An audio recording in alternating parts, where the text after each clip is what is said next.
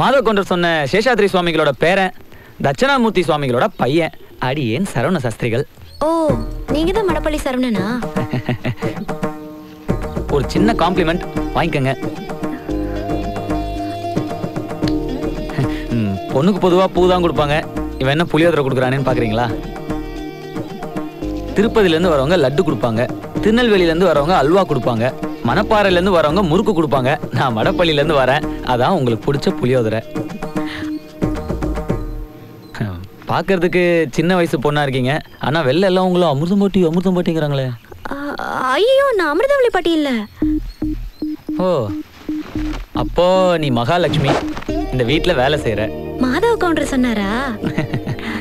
உள்ள வாங்க. நீங்க போ. அந்த மாதவ கவுண்டன் தான் உன்னை பத்தி அடிக்கடி சொல்லிட்டு இருப்பான். பொறுப்பா வேலை செஞ்சு அவன் பேரை காப்பாத்தணும். கண்டிப்பா பாட்டி. சரிப்பா, சம்பளம் எவ்வளவு எதிர்பார்க்கற? சம்பளம் என்ன பாட்டி சம்பளம்? நான் சமைக்கிற சாப்பாடை சாப்பிட்டு உங்க எல்லாரும் வயிறும் மனசும் நிறையணும், எனக்கு அது போதும். பக்தனுக்கு என்ன கொடுக்கணும்னு பகவானுக்கு தெரியாதா? அது மாதிரி எனக்கு என்ன கொடுக்கணும்னு பெரியவங்க உங்களுக்கு தெரியாதா? மடப்பள்ளியில வேலை செஞ்சு சொல்றிய, அங்க பொங்கலும் புளியாதும் தானே சமைச்சிருப்ப. அதானே, மத்தெல்லாம் வாய்க்கு சமைக்க தெரியுமா? என்ன பாட்டி இப்படி கேட்டீங்க?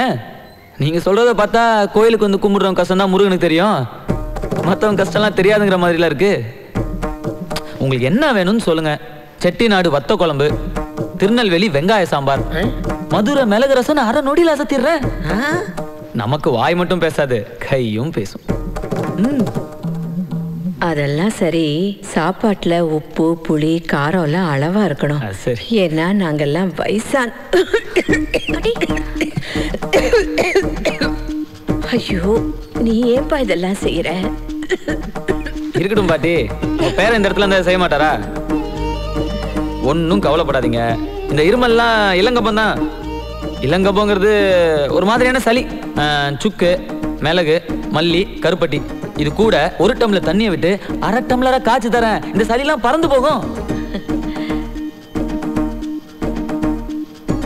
நீ சமையல்காரனா இல்ல வைத்தியனா? சமைக்கிற பொருள்ல இருக்கிற மருத்துவ குணத்தை தெரிஞ்சுக்கிட்டா நம்ம சாப்பிடுற சாப்பாடே மருந்தன பாட்டி.